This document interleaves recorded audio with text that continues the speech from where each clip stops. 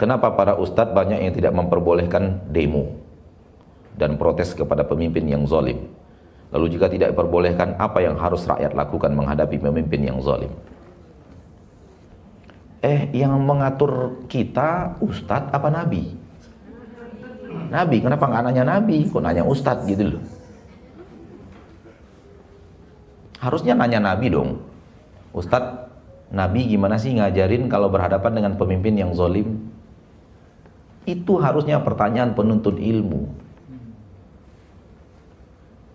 Karena semua syariat datang dari Nabi kita tercinta Muhammad Sallallahu Alaihi Wasallam. Dan urusan rakyat dengan pemimpin itu urusan yang sangat penting untuk dibahas Nabi. Tak mungkin ditinggalkan oleh Nabi. Tak mungkin. Nabi tidak pernah meninggalkan perkara-perkara penting yang tak dibahas. Jangankan perkara penting yang menurut orang tidak penting dibahas Nabi kok. Soal pakai sendal yang kanan dulu apa yang kiri dulu dibahas.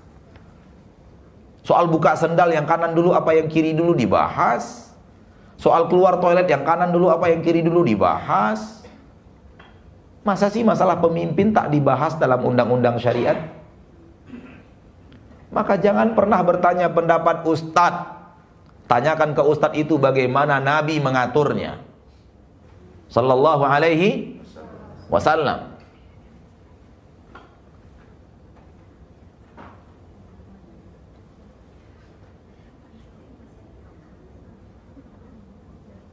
Ketika kita menanyakan kepada ustadz pendapat dia, ustadz pendapat antum bagaimana cara menyelesaikan pemimpin yang zalim. Lalu ustadz itu berbicara bla bla bla bla bla, dia menjawab jawaban yang benar. Kenapa? Pertanyaan kita, apa pendapat ustadz? Ya terserah dia mau ngomong apa.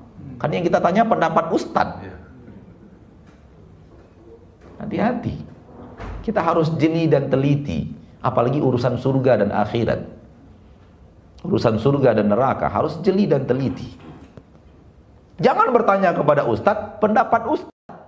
Kalau pertanyaan kita bagaimana pendapat ustadz, apapun yang jawab oleh ustadz benar, karena itu pendapat dia. Kita nanya pendapat dia kok, kita bukan bertanya Al-Quran dan hadis.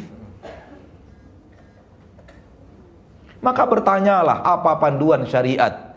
Bagaimana Rasulullah SAW mengatur kita kalau kita bertemu pemimpin yang adil. Bagaimana Rasulullah mengatur kita kalau kita bertemu dengan pemimpin yang zalim. Bagaimana kita bertemu dengan pemimpin yang mengambil harta kita, memukul punggung kita, dan kemudian mendahulukan dirinya dan golongannya daripada kita rakyatnya. Dan itu ada di dalam syariat Nabi Muhammad SAW.